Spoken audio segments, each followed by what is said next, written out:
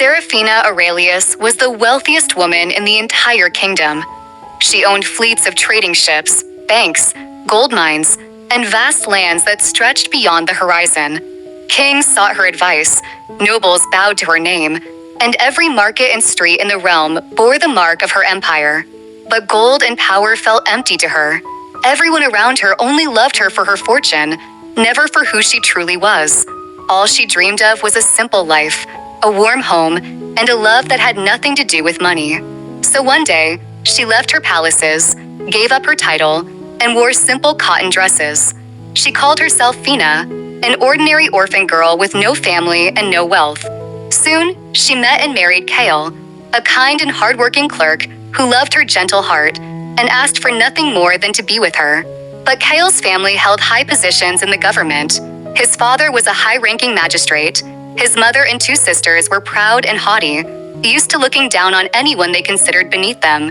From the day Fina entered their home, they despised her. They saw she had no dowry, no fancy clothes, no powerful relatives. They called her a useless beggar who had tricked their son into marriage. They claimed she brought bad luck, that every small misfortune that befell their family was her fault. "Look at her hands, rough from work," they would sneer. "She is not fit to be part of our family. She eats our food, wears our scraps, and brings nothing but shame." They made her do all the heavy housework, from cooking and cleaning to serving them at table. They would yell at her, pull her hair, even slap her for the smallest mistake. But Fina never fought back. She bore all their insults and cruelty in silence, for she loved Kale more than her own pride, and she did not want to cause strife between him and his family. Kale loved Fina more than anything. He always protected her, and whenever he heard from the servants how his mother and sisters mistreated her, his heart burned with anger. He finally forbade them from ever entering his home again, saying they were not welcome to hurt his wife. This only made them hate Fina even more. They were convinced she had poisoned Kale's mind against them.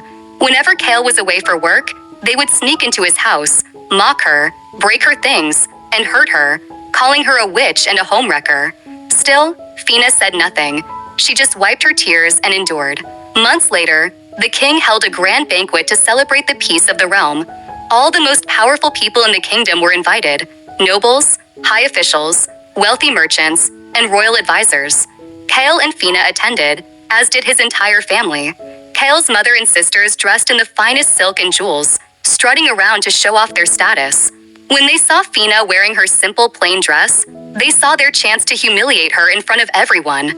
They walked up to her, pushed her hard so she stumbled in front of the whole crowd, and laughed loudly. "Look, everyone! This is the wife of our brother, a penniless beggar who has no right to be here. She is nothing but a leech, a curse that clung to our family." The crowd went dead silent. Then, suddenly, all the high officials and wealthy merchants paled. They dropped their cups, rushed forward, and knelt deeply before Fina, their heads bowed in utmost respect. The royal treasurer, the most powerful man after the king, stepped forward, his voice trembling.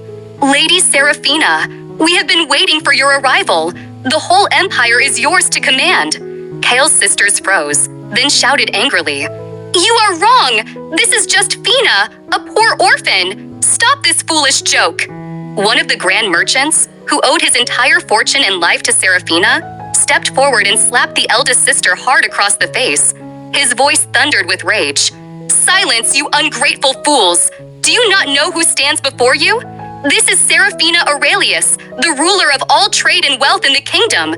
She owns more gold than the royal treasury. She built the roads, the schools, and the hospitals that you use every day. She gave up all her glory and luxury just to live a simple life, and you dared to insult her, hurt her, call her a beggar? You are not worthy to even stand in her shadow." Kale's mother and sisters fell to the ground, trembling in shame and fear. They could not believe that the woman they had bullied and looked down on for so long was the most powerful and richest woman in the land. Kale walked to Fina's side, held her hand, and smiled.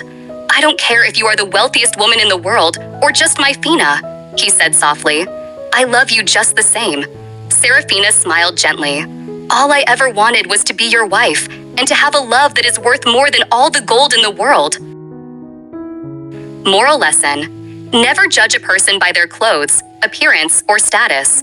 True worth is not found in gold or power, but in a humble and kind heart. Those who look down on others will only end up humbling themselves, for you never know how great the person you are mocking truly is.